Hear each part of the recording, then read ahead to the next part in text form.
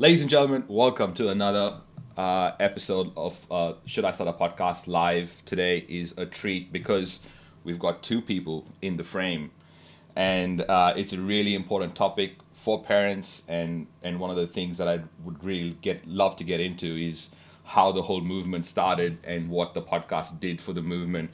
But you're listening to Should I Start a Podcast? It's a live recording. My name is Ronsley. If you want the edited version of this, go to Should I Start a Podcast on all the podcast platforms. You'll find my podcast, and it's really for business owners who have a podcast and want to grow clients, listeners, credibility.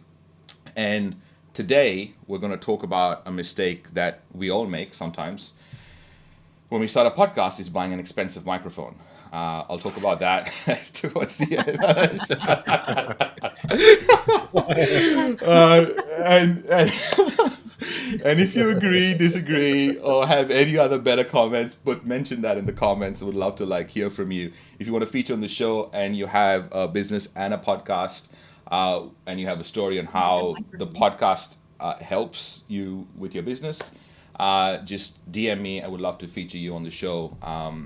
But today we have Jaime and Jim Sheils, hosts of 18 Summers, the movement, as the creators of the movement, as well as hosts of the podcast. And I love them for the mission that they're on, and have been for a long time. And it's really cool to see how that has developed over the years. But without further ado, Jaime and Jim, how are you? We're great. Good to see you, Ronsley. We're great. Thank you for being on the show. I would love to sort of give you a little bit of time to explain the movement of 18 Summers, because I feel like it's something that is great for parents, and I think we kind of maybe as people don't get into that earlier on, but maybe explain what 18 Summers is, the movement, and how it got started. Yeah, that's a great question, Ronsley, and it's something, like you said, a lot of entrepreneurs deal with. Jaime and I started 18 Summers over 10 years ago because we saw a lot of entrepreneurs were successful in their business but failing at home, and that's really quite a tragedy when you think about it. Entrepreneurs are hardworking, they're creative, they're wanting to do better things. But if they sacrifice their home life in order to succeed in their business life, I think they're doing it wrong. And through our own pain, struggles, and developments, we came up with some simple frameworks and rhythms to help entrepreneurs not only succeed in business, but succeed at home. We're a blended family of adopted and biological 5 children running 3 businesses. And so we were our own test subjects. We were our own test phase. And I was definitely the more out of whack entrepreneur that was making himself more available to the business than available at home. And that's changed a lot over the last 10 years. And I think you've seen some of that journey. And it's something that we've put out there publicly. We've discussed things that we weren't always comfortable with. And it's just a mission we want to share with other families is, yes, you can be successful in business and successful at home. It's an important point because a lot of us get into business, into entrepreneurship for some reason that maybe happened in the family. It's like we're trying to cure our own trauma in a way when we start. Yep. Jaime, you've been helping kids through schools, and that's your background. How has that changed now with 18 Summers? Did you learn then that now is different through the movement, that, or maybe nothing has changed, or maybe you're reinforcing something that you've learned before through teaching? Yeah, that's such a great question. So what was cool about when Jim and I came together is bringing this educational background of Waldorf and Montessori that I have, as well as running the school. So I had numbers of parents coming through saying, having similar themes of problems that they were having, needs that their family just weren't being met, and seeing these children that really what they needed was quality time. They needed consistency. They needed rhythms. And when Jim and I got together, and he had all this great entrepreneurial education, and he was in real estate, but he was able to take all the wisdom that he had gained and take all that I had seen in the classroom and in the working with parents and just put them together and say, gosh, entrepreneurs need this more than anybody needs this, because the whole reason entrepreneurs go into business, just as you said, Ronsley, a lot of times is for their family. They want more time, they want more freedom. And then what ends up happening is they have less of those two things than ever. And they think, oh, well, I'm doing this for my family. And then they leave the family behind. And so through seeing those common pools and those common needs, and even the needs that we had as a family coming together and blending, we were really able to create, as Jim had said earlier, those rhythms and frameworks to just support families. It's really not that hard, but I think we make it so much harder than it needs to be by thinking that it has to be big and flamboyant, when really it just needs to be consistent. I mean, you mentioned a really good point about us making it complicated. I think we make it complicated because we don't really know how to do it. I mean, necessarily, I mean, my parents really only cared about me being educated and be safe, right? So they're not, the emotional intelligences come now, and in this generation, I feel, and we're starting to learn how to implement it. I'm curious on what it's like working together. What is it like? Being on a shared mission, do you all disagree, and how do you find ways to sort of deal with maybe conflict through having the same mission? Well, Jim wanted to buy this really expensive microphone, and I was like, it's total shit. We shouldn't buy that microphone. And then he did, and then we were on this That's going to podcast. cause an argument. It's so funny because I could hear you guys laughing in the background. It was so funny. Yeah. So, most of the time it goes just like that. There's a lot of humor that goes into being together like this. We can't take ourselves too seriously. However, it is huge heart work. So as hard as it is, it's also very heart. And I think sometimes it's difficult to separate your heart from your head when you're working together. And so Jim brought home a term years ago, creative tension. And that's exactly what happens, is lots of creative tension. And it tends to be those two pieces, like two sides of a bridge holding up the suspension. You have to pull the rubber band to extend it forward. And that's really what I would say is probably what we run into the most, is more tension and it just propels us forward. What do you think? I think that's true. I think we've also gotten better at not jumping to conclusions. Not perfect. Just like we always say, there's no perfect family. I don't think there's any perfect business partnership, perfect venture. But we have really gotten good at stopping to say, wait, do you mean this or do you mean this? Oh, okay. So we mean the same thing. So I think there's such extra love and respect for each other. There's creative tension to come out with better outcomes, but we're also a little more patient to say, hey, is that what you meant? Or to get clarity. Or one of the things, and we joke about this in some of our talks and workshops, I've gotten really good at apologizing, Ronley. One of the things we say is a 10-minute issue can remain a 10-minute issue instead of a 4-day debacle if you apologize sincerely and quickly on something so small. Let's talk about that apologizing bit, because that's something I struggle with. Obviously, this is a whole session for Ronsley, maybe. How did you get to that point of apologizing? What made you realize that? Because that's something that I do realize, but it is hard to do in the moment. And how Yes. do you what goes through your mind when that happens? How do you do that? There is practice to it, Ronsley, but I can tell you it's because I got clear on this observation of myself and others, and it's what I call entrepreneurial immunity. We feel when we work really hard or we're in the business that we are immune from apology. We should get a pass for being rude, for being jumpy, for being tense. We saw it in the pandemic with myself in the very beginning of it, and with lots of families we worked with. How hard I'm working. The world is shut down. And the thing that I've had to remind myself when I'm dealing with my wife and my children, first of all, anything in the business is not their fault. And secondly, I don't have immunity from being respectful, from apologizing. And just hearing that one little saying of questioning on, am I giving myself entrepreneurial immunity right now?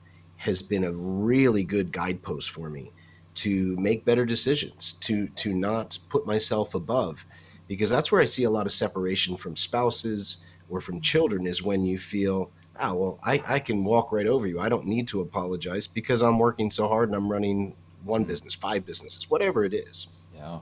Yeah. It's such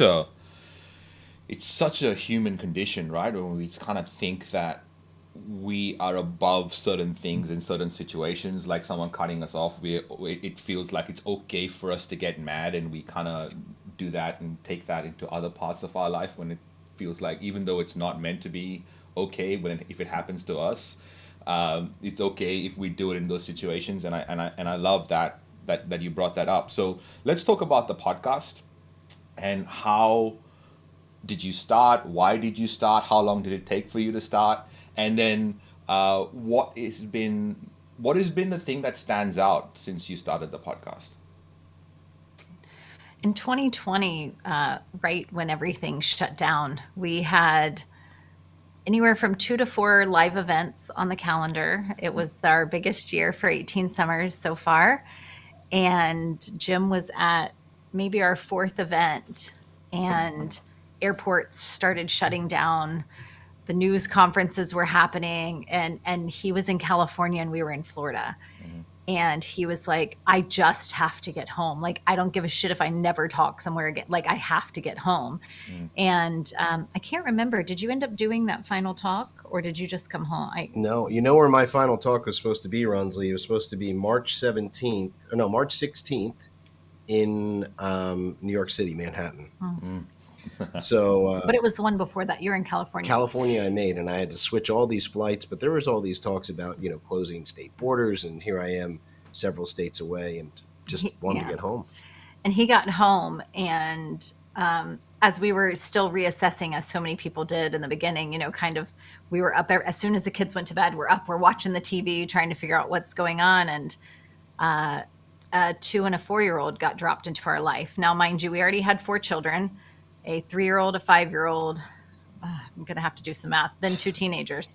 And the second week into the pandemic, we got called into foster care. And so our whole world changed. We had a 2-year-old, a 3-year-old, a 4-year-old, a 5-year-old, and then 2 teenagers. And we were home. We didn't know what the real estate market was going to do. We had no idea what 18 Summers was going to do. Obviously, we're not very good with tech except microphones. By this microphone that Jim bought. And so we thought, oh my gosh, there's no way we're going to be able to pivot. We were just so clueless. But you know what? We thought, we're home and we're with all of these crazy people all day long. We should have a podcast, because that's a way for us to reach our audience when we can't reach them. And we can talk about what we're experiencing right now, which is just such a beautiful mess of, pandemic and extra children. And we thought we can help guide people through things like apologizing, like child trauma, through losing, communication with their friends. We can help people navigate through homeschooling, which we did before it was a thing. We used to be the weird people that would homeschool, and so on and so forth. And we realized that a lot of the things that we did naturally, we could guide others through, and just kind of be a bit of a light and a bit of an encouragement. And we thought, even if it flopped, we were just hanging out at home all day anyways. And so since then, it's become, we've had some incredible guests on, everyone from Ben Greenfield, who to Kim John Payne, who's he was my guru. He's an Aussie too. He is. He's amazing. So he's like my Waldorf guru. But had a near billionaire. We've had so much fun. We've had a couple of people. We had a survivor of the Rwandan genocide. So talk about overcoming tough times. That would, big Hay House author with them from surviving. And we just talk about everything that pertains to the human condition and how we can bring that into our family. So, for example, Immaculée, who survived the Rwandan genocide, she talks a lot about forgiveness. And I think, it goes along with Jim referencing apologies. Like, forgiveness is really good for our hearts, and it's really good for us to model, and it's really good for us to teach our children, and for us to have with one another. So, yeah, where we're at. such a cool story. I mean, you've got some really cool ratings and reviews on your podcast. It's phenomenal, and I have to say that people who just start a podcast like that don't usually get those kind of results. It's because of the community that you've already had and built, and you found a way to bring them all together to hear your voices. I think is like, what a gift and what a blessing. I let's talk about. I mean, you mentioned some of the things that have happened on the podcast. What are the things that surprised you? Like, what things that happened that kind of gone, oh, I didn't see that coming? Well, when we had some bigger people on the podcast who we knew, but I was a little intimidated to invite on, see if it was worth their while. It was a really fun conversation, and they've stayed in touch. And these are pretty influential people, so we were just excited to have them on. But we had a real, authentic conversation with them, and we definitely built our relationship much closer. And now they've stayed in touch. So I didn't expect that. I thought it was like, oh my gosh, they're doing us such a favor. I'm going to be so nervous. But we really just went in there like ourselves, and that was good. I'd say the other thing is, we started to just talk about difficulties in our life right on air. I mean, it wasn't, we have an editor, but we're not editing that stuff out. So our mutual friend, Dan Martell, he came on our episode. That's the one I was thinking of, actually. I was like, so I have Dan an answer. Martell was talking about his ADD and how he was on medication when he was younger. And it really, nothing, we're not doctors here, but it was not good for him. Mm-hmm. And he got off of it, got into good shape, got into vitamins, and had a different life getting off his ADD medicine. He went through some really deep times where I had the opposite. And I had never talked about it before, but it wasn't many years back. I was going through a tough business separation. There were lots of unknowns, real growing pains in my investment company. And for the first time, my ADD, for the first time ever, I tried medication to help with it. I just felt so overwhelmed, almost like getting back to the 5th grade. And it actually made me suicidal for a few weeks. Like almost every night I woke up with this odd clarity that I'd be better off if I wasn't here. My family would be better off. We have a large insurance policy. I'm not doing them justice. So it was pretty scary, Ronsley, for a few weeks. I'd wake up at night. And so I admitted that right on the air. And Jamie's like, wow, you just talked about that. He had never shared that before. I said, well, Dan's sharing about his, so I might as well share about some of my flaws as well. But also the point was to say, just getting through tough times, they continue to happen. And there's different ways to get through things. Yeah. I mean, thank you for sharing that, first of all, because I feel like, after doing this for 10 years, which Facebook reminded me a couple of weeks ago, that I feel like I'm never surprised about stories, but I'm always surprised when I hear these stories. Mm-hmm. Because people think that a podcast is a content machine, but it's actually not. It's this vehicle where you get a chance to refine your argument, get a chance to put your voice out there, get a chance to have people disagree with what you're saying, especially if you have good guests on the show who are okay to be disagreeable, and I find it more therapy for myself, like you just witnessed a few minutes ago, asking a question that was literally something that I've been thinking about for a while, and then you bring it up in a conversation, then I get a chance to clarify that, and who knows where that could potentially go. I believe that in this podcast environment, we're kind of borrowing people's energy for that little while, right? You're kind of vibrating at a certain frequency, and then you get in contact with other people who are vibrating at a different frequency, and for that little while, you kind of share this great bond, and you get a chance to sort of take that a little bit of that away and give a little bit as well. But I believe that the podcast is probably the best business development tool that I've ever seen. How does this affect your business, or if at all? And does it get in the way of you businessing at all? And what are the results that you've seen? It's an interesting question. I don't think it gets in the way of us businessing. I think that, one, it's been super good for us in consistently sharing our message, which is huge, because I think previous to the podcast, maybe we had less clarity of what we do. People, oh, what do you do? And I'd like have this 5-minute long, like wonky explanation of like maybe what we could do. I don't know. And so I think that really diving in deep to our podcast has given us lots of clarity on I don't know, I guess our branding and just on what it is that we do at all. And I already lost the question. No, it's just I don't think it's affected. I think it's there we go. It's consistent. Not affected. Yes, The consistency is important because honestly, Ronsley, I love to travel, but I made a pretty clear decision through the pandemic. I don't want to go to some odd city in the U.S. for a 50-minute talk and be gone from my family 2.5 days. Just not of interest. It's a way to reach our people. It's a way to keep reaching our people as we're continuing to do it, be who we are. Mm-hmm. We're still able to consistently get out to thousands of people every week. And that feels really good because sometimes, you know what it's done for me? It's given me continual inspiration too. Mm-hmm. Sometimes you're like, who's listening to this? And oh yeah, we see there's numbers and wow, that's a lot more than we thought. But you'll get a note from someone that you might have met at a conference once. I've gotten some notes from childhood friends, mm-hmm. and I'm like, that I haven't spoken to in 15 years. I'm going, wow, okay, this is pretty special. Nice. So it's our babysitter who's a grandmother. she'll come. She listens to our podcast on the way to work. And she'll come in and she'll be like mopping her eyes up. She's like, "Whoo, that one I listened to today. Whoo, you got me."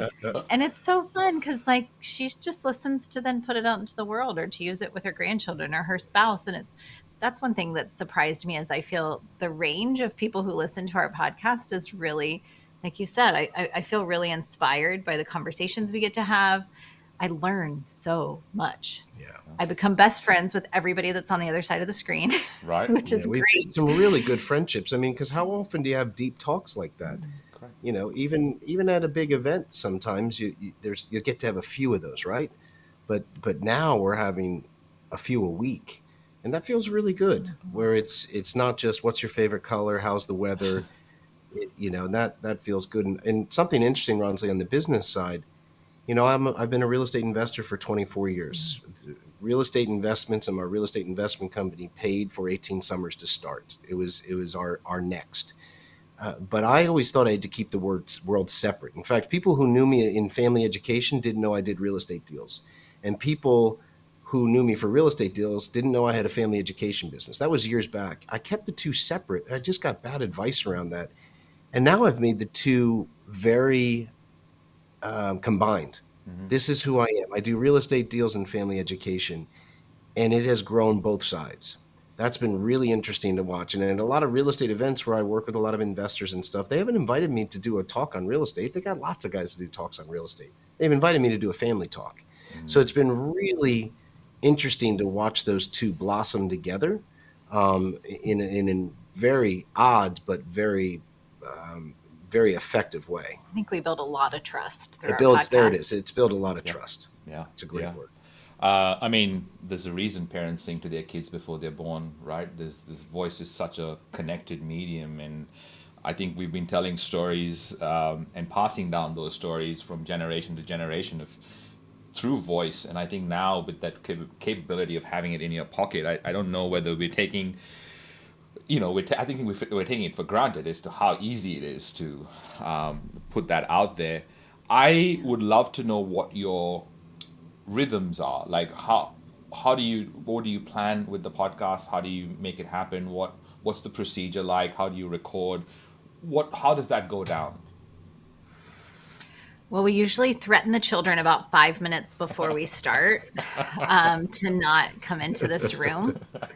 There's some truth to this. There is some truth to this. And then Jim apologizes to me about 3 minutes before we get on. I make a tea, and then we start.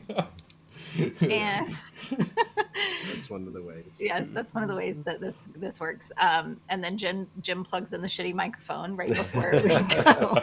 No one's going to want to learn from us. Honestly, No, but so for us, we have one planning day a week. And then we have 2 recording days a week. And the recording days can be flexible, but that's just how we've kind of set ourselves up. Yeah. So one big planning day. And on our planning day, we look over, we kind of go through our social medias, we go through our wish list, and we kind of most recently we went through the MMT Rolodex, and we're like, okay, who would we love to have conversations with, and what are we going to talk about? And so we kind of do that. And it's a lot of fun to brainstorm together because I see things Jim doesn't see and vice versa. And, you know, sometimes he'll pop up with a guest and I'm like, oh, what are we going to talk about? And he has some great idea that I've never thought of. So it's really good to think of, to spend that time in planning and reaching out. And then the other 2 days we record, and we do some solo recording, which we've started to get into and really enjoy, just riffing with one another and kind of communicating on things that happen in our life. One thing that we've not been great on is sharing our life. Just, you know, in a podcast like this, we're good about, a little bit here and a little bit there, but we never just sit and open our book. You know, it's vulnerable. And we all oftentimes think nobody wants to hear what we have to say. Nobody cares what we do. But the more we do this, the more we find out people do want to hear it. And so we're starting to do more of that, the more confident that we get in this. Yeah. I think that I'd love to know what you do with the solo show, but I feel like when you write a book or you put anything out there, it's like one of those things that is constantly at the back of our minds. Is like, who would even care? Like, why am I putting all this effort into? Who gives a shit, sort of thing, right? Yeah. And I feel that's a constant voice, and it's a voice that probably stops a lot of people from even trying. Agreed. And I wonder. You mentioned earlier about practice. What has gotten better through doing the podcast, and obviously you've made this big the jump to doing solo. Is that the evolution? How do you feel like? What is the practice done for you? Yeah, the practice for me has definitely made me a better speaker and writer, because when you're speaking these things, you ever heard the saying, Ronsley, you teach it, you own it? Yep. When I do podcasts, I'm having a conversation with Jamie or with you now or one of our friends, you really start to dial in your true message, your values around the mission that you're trying to do. And so I can speak on it more clearly. I can write on it more clearly. I can express an idea more clearly. So this has been an extremely strong exercise program for me to get better at speaking about it and writing about it and sharing our message. Yeah. I reckon that when Clubhouse was a thing, that probably did that for me, because it was like you had only the chance to speak for a certain while, and you had to be able to like give your message out in that little bit. And it was definitely one of those things where when you're given the mic to talk, you can talk forever. It's like if you really want a good speech, it's got to be a short one.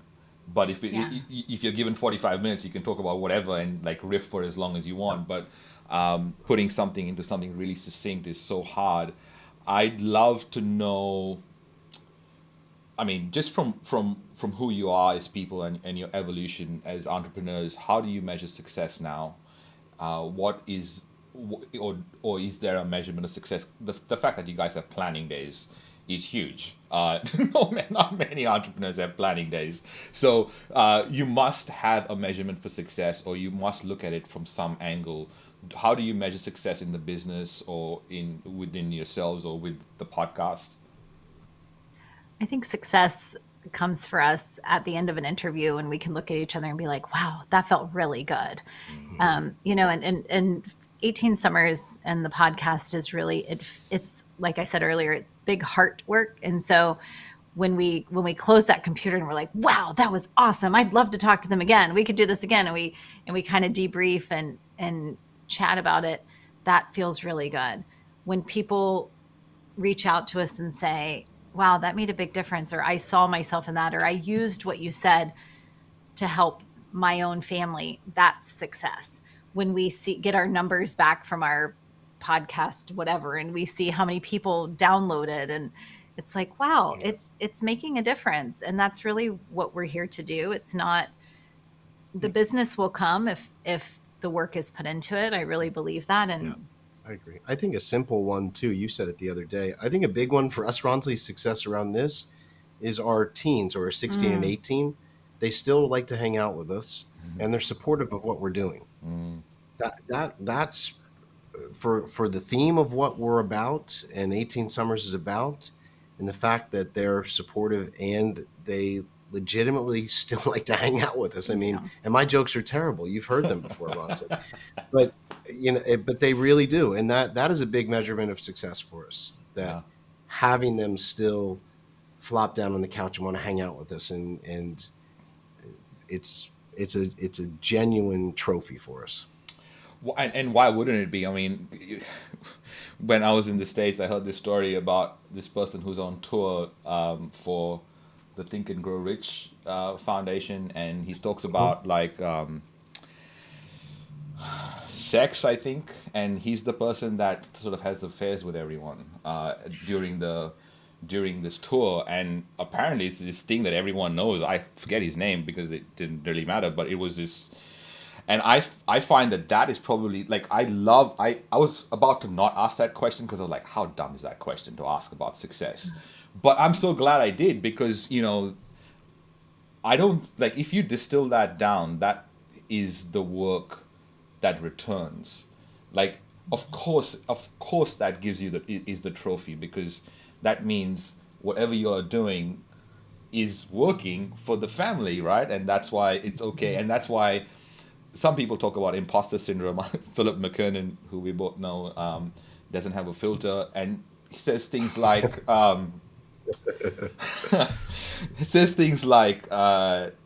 if you have imposter syndrome, it means that you haven't put in the reps, which is totally true. Like, you kind of like your imposter is coming out because you feel you can't deliver, but the fact that you can see this happening must give you so much confidence to see that happen, right? Yeah, I couldn't imagine how low my confidence would be in trying to impact families if we hadn't kept up the podcast through the pandemic, because my avenues were all shut off. Jamie and I weren't doing workshops. We weren't going in front of stages. Schools were shut down, so the schools that we had helped start weren't even running. Yeah, so it really kept the reps going. The exercise program, we got in better shape through the pandemic, I think, to share our message. And it was really interesting, Ronsley, going to like an event like MMT. We've been involved for years, but this year I really felt confident in people saying, well, who do you want to talk to about family? They said, go talk to Jim and Jamie. They're down to earth, and they will have a great conversation. And that felt really good to like know that we were kind of on our mountain, beating our drum, the same spot we've always been, but people were finally hearing us. How cool is that? I mean, ooh, I have goosebumps even, like, because I believe that, entrepreneurs start all this stuff and put their work out there and wish that someone would even care. And the fact that people care is so cool and so huge. And I love that. So let's talk about what you do with the podcast. When the podcast gets recorded, what happens afterwards? How does it get out? What do you do with it? Where do you put it? Do you repurpose? What does that look like? Oh, that's a great question. Would you like to answer this question? She's joking, because I wouldn't have an effing clue of what happens. I run back to the real estate business, and magically it's done. He just orders the microphones. I got fired after any admin after that job, after what I did with the mic. So we have a great media manager that kind of, they take we send them our podcast raw, and they dice it up. They make pretty little clips, sound bites. They put us on all the channels. So we really, we don't touch it because we would ruin it. I look over them. I approve them. I keep in touch with our helpers and make sure everything's going well. But we really just release it. It's one of those things that Jim always says, he can write an amazing letter, but if he has to mail it, it'll never get to the person. And that's really how we are as entrepreneurs, is we're great starters. And I'm even a great finisher, but I've got like all these other things around here that need my attention. Like 50 kids. Like all these children. And so if I were responsible, it wouldn't get done in the right time. And then I would have all this guilt. And so we spend money to be able to hand it off. Yeah. And that's a really important thing to know about yourself as an entrepreneur. I mean, when I gave my book to my manuscript rather to the editor, and it came back with all these changes, I literally just accepted all. I did not look at them. I just kind of went accept all, and I found, and everyone finds that absolutely crazy, but I knew myself as a person that if I went through all those changes, it would have deflated me, and I would have never probably released the book. So to know that that's the kind of person you are, and invest in that, it's pretty cool. I'm going to talk about the mistake about buying an expensive microphone, and then when we come back, I would love for you to give us some tips and tricks and ideas for people that are starting on for podcasts. You'd wish you'd done maybe earlier, or what you'd sort of suggest to people who are starting off or just getting their journey going. I'm going to talk about buying an expensive microphone. Now, the reason I put this, it's number 64 of the mistakes that business owners make. If you want the whole list, go to mistakes.wearepodcast.com. We've compiled the 10 biggest ones, and you can literally fix them by reading what they are, because they're quite simple to fix. It's just that we as business owners are learning to be podcasters. Or if we are podcasters, we're learning to be business owners. So just making sure that some of the things that we're doing, because we're putting in so many reps, just making sure that some of the mistakes that can be fixed should be fixed, so that, the reps do matter. The expensive microphone thing is a normal reaction to starting something new, right? Whenever you try to start something, you want to get the best equipment possible, so that it helps you get. Sometimes when I start something new, I get the most expensive thing only because it'll force me to actually go and do the reps when it gets hard. For example, when I was writing my book, I booked in for a week at the Blue Mountains at one of the most expensive hotels, and I just didn't have a choice. I had to wake up, and if I didn't write that day, there was lots of money being wasted. And I think having an expensive microphone also helps with that, but it's not really needed. The reason I'm saying that is sometimes just having a basic microphone that has been used by people like the people on stage, the SM58, the Shores, which is the one I'm using, and you can tell it makes a big difference if you actually speak into it. And I can take this microphone and record in a bar, and it'll be a great interview. So just knowing that you have these options out there that can make your podcast a lot easier to do without worrying about these tech things is probably something that you should think about, and not necessarily worry about the kind of equipment too much. That's my opinion. Let's get back to the show. Jamie and Jim. No comment on the mic. So here's the thing. You got a great microphone. There's nothing wrong with your microphone. So I don't know why we're making jokes about your microphone. It is fine. It is awesome. It's good for what it does. It got good sound. But what kind of tips and tricks you might have for someone that's starting off a podcast? So I made a little list. If I can go, yeah, and it'll give you a minute to think about it. Yeah, good thinking. So practice makes perfect. We definitely talked about that already. Putting in the reps makes such a huge difference. Making sure that when you show up vulnerably, which is huge, and get uncomfortable. I think there are moments in which I'm a little uncomfortable, and we might hold back a touch, but it feels so much better when you just let it go and you share openly and you ask the questions, just like you did, Ronsley. You were like, wow, that's amazing how it just flowed because it was what was needed. We are, like you said as well, sharing this wavelength. And so we are kind of in the same space. We're on the same vibe. Like, just go for it. Be respectful of time, right? So sometimes we get people on our podcast that give really long answers, and we run over. And so I just think one thing that we've learned from having lots of guests is that we want to always be respectful guests, because we'd love for our guests to be respectful. So that's one thing. Another thing that a mentor taught us, which is my biggest takeaway, is speak in sound bites. So don't tell big, long stories. Tell things that can be clipped and used for media, things that can be clipped that just make the point happen a lot faster. So as far as podcasting tips, that's what I have. Do you have So anything cool. technical? The one thing I would say that's not technical, and this sounds basic, but I guarantee people are going to be just like me, actually listen to your podcast after it's edited and comes Oh, out. of course. Now, I like Ronsley, when I first started doing family talks, and mine are pretty raw. If I got emotional on stage, I mean, I couldn't watch that talk for 6 months. I just couldn't watch. I couldn't watch the tape of it. I'm like, I don't want to watch that. I don't want to see that. But when I finally started to man up and watch them, I was like, wow, that wasn't that bad. And hey, I can do this better. And man, that was really good. I don't even remember saying that.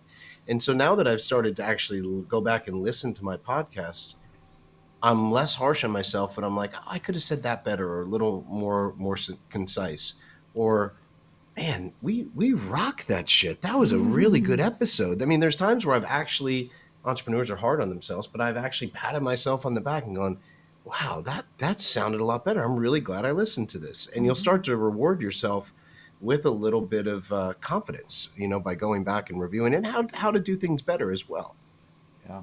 Yeah. I mean, I love the tips because the technical stuff does not actually mean anything, because you could have the best equipment and you could have the best recordings, but if you don't put it out there and you don't practice and you don't show up and you don't be respectful and you don't listen to your own show, then all that kind of stuff doesn't materialize. Like, you kind of just hope that and everything's going to work out. It's like when I went surfing for the first time, I was like, why are we spending the first hour and a half on the beach? The water is just there. Like, we should be in the water. I'm paying you for 3 hours. Why are we here for 90 minutes? And then when I went into the water, I realized how difficult it was and why we were on the beach for so long. And I think podcasting in business is a lot like that. Is like, initially it sounds so cool to say we're starting a podcast, but when you start the reps, it kind of gets the stuff that happens. And I feel like because you've had this media person, it kind of maybe got out of the way. But did you ever feel like you couldn't put work out there? Did you ever feel creatively that you wanted to take a break? Because this happens to podcasters, by the way. So I just wanted to know whether you've been through that. I don't think we've had a chance to, because what ends up happening in our world is we make a great plan. Like, you complimented our planning. We make a great plan, and then like the plan goes to shit, and then we make another great plan, and then that plan goes to shit, and it's like constant renavigation of our plan. And so it's just like anything in life, and it's really what we teach other families to do, is just revise. And so Revise. what ends up happening is we don't really have a chance to get tired of our work, because it's always a moving target, and we want to chase it in the same way that we want to chase our relationship, in the same way that we want to chase, success or being with our family. And it just has become something that we really enjoy doing. And so it just kind of keeps it fresh when the schedule goes to shit.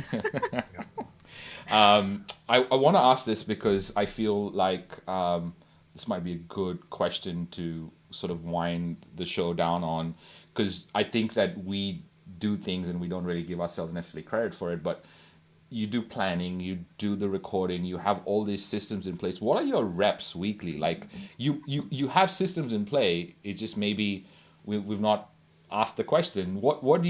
How do you get all these things to work? Like the business to work, the family to work, all these, you have lots of spinning plates. What are the reps?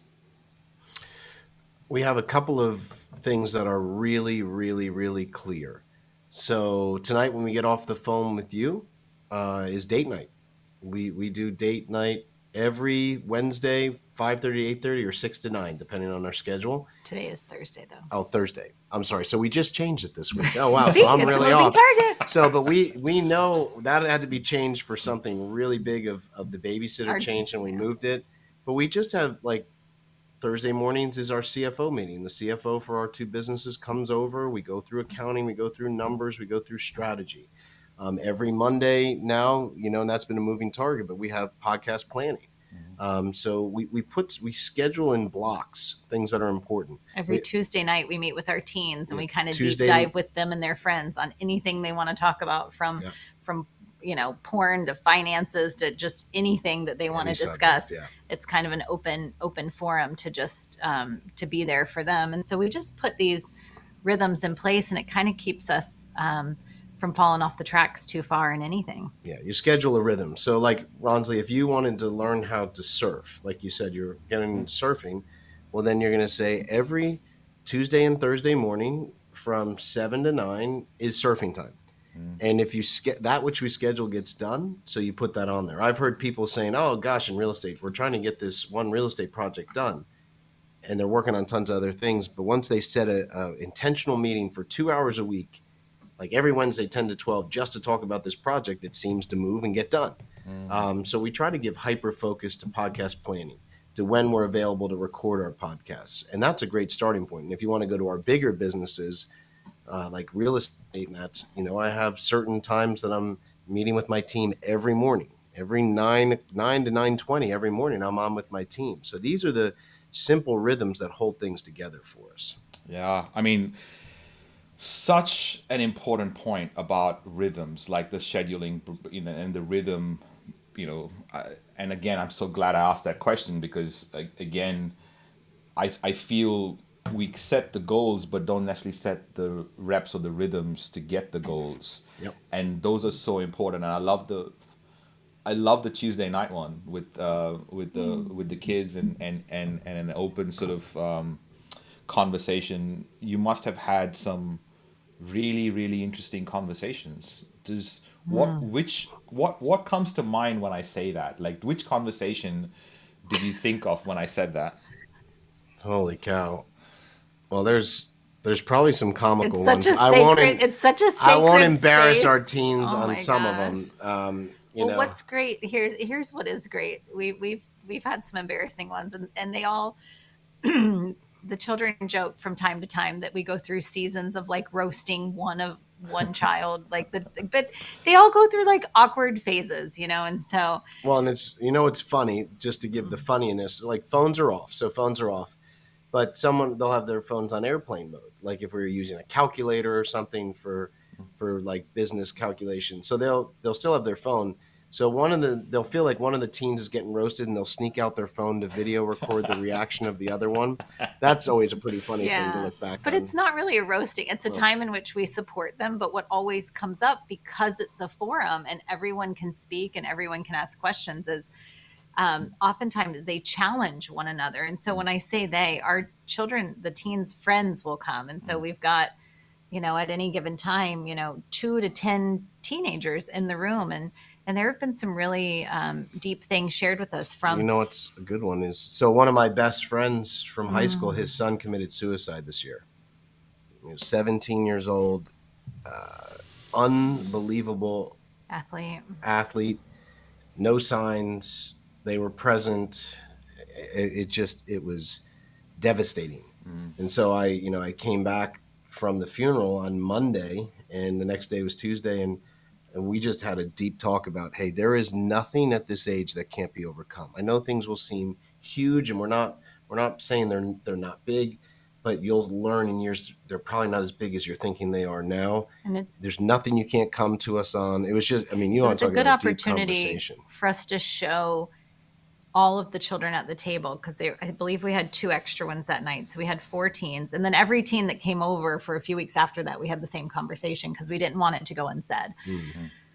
And so we took the opportunity to show each teen at the table what they overcame, because we've talked so much about reps on this podcast today, that when you put in reps to overcome things, that shows you that you can overcome other things. Mm-hmm. And so these teenagers, as they're living their life, if they don't have an opportunity to overcome things, then they don't think they can overcome things, each time. And so those muscles to be resilient build. And when you're a parent and you show your children, that you have these same muscles, like Jim and I don't succeed at everything we do the first time, including our relationship, including housekeeping, including real estate deals, everything has to be overcome. And we explain to the children, like, everything is overcomable, and then we also made sure that every child at the table knew, like, it doesn't matter if you get somebody pregnant, like, we got you. If you end up in jail, call us. It doesn't matter what time of day, whatever it may be, the horrible of horrible when you're 17 years old that you could think of,